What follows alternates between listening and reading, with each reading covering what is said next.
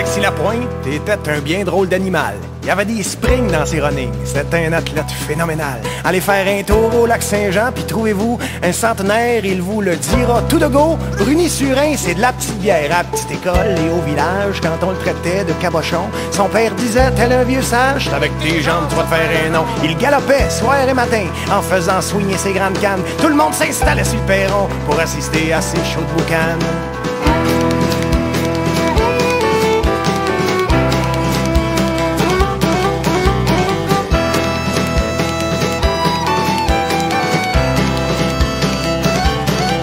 Un jour, un riche investisseur s'intéressa au phénomène, se dit qu'en l'exploitant un peu, il pourrait faire une coupe de scène. Et à partir de ce jour-là, on l'exhiba dans des foires et des quatre coins du royaume. Tout le monde se pressait pour le voir sur le plus rapide des pur sang. Il l'emportait haut la main, pas essoufflé, l'air innocent. Il distançait même les trains. Sa légende, gagnant du terrain, franchit les frontières du pays, trouva l'oreille d'un promoteur quelque part aux États-Unis.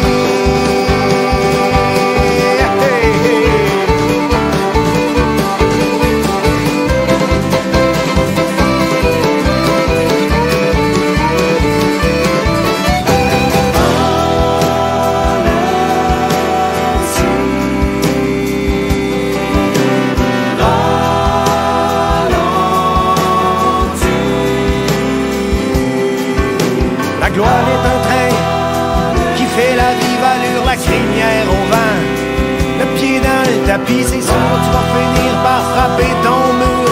Tu t'essouffles pour épater la galerie.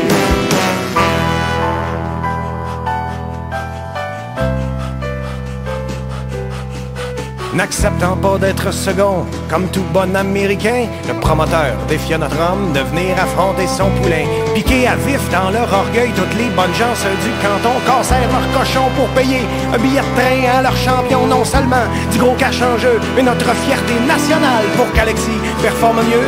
Eut droit au service 4 étoiles dans l'hôtel le plus luxueux.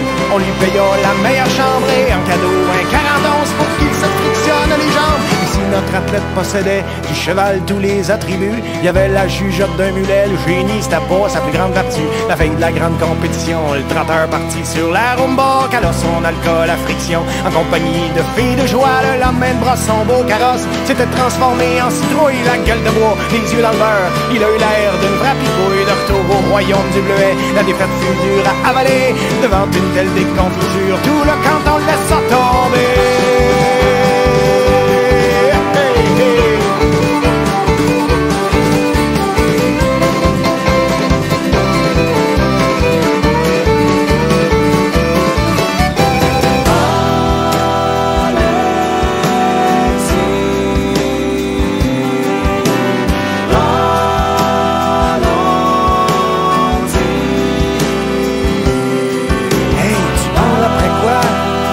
Après qui? À ça qu'il n'y a plus personne sur la galerie. Hey, tu te prends pourquoi? Tu te prends pour qui? T'as pogné ta débarque. Où sont tes vrais amis? Triste, comme une bête de cirque, ne connaissant que son numéro, s'accrochait à sa gloire passée, pendant qu'on riait dans son dos. Sans public, sans chapiteau, a bien fallu se trouver un job ordinaire. Alexis s'engagea au CNR pour y bâtir des chemins de fer. Il usa ce qui lui restait de santé à piocher au bruit des moteurs, en revivant dans ses pensées toutes ses courses contre des chevaux vapeur. Un jour qu'il breakait pour le lunch, en janvier 1924, comme d'habitude vers la cantine, il marchait lentement sur la traque. Une ombre noire le suivait, s'en était-il seulement aperçu. Le chauffeur de la locomotive, à sa démarche, l'a reconnu. Hey, on va rire, je vais faire une farce au fameux Alexis le trotteur.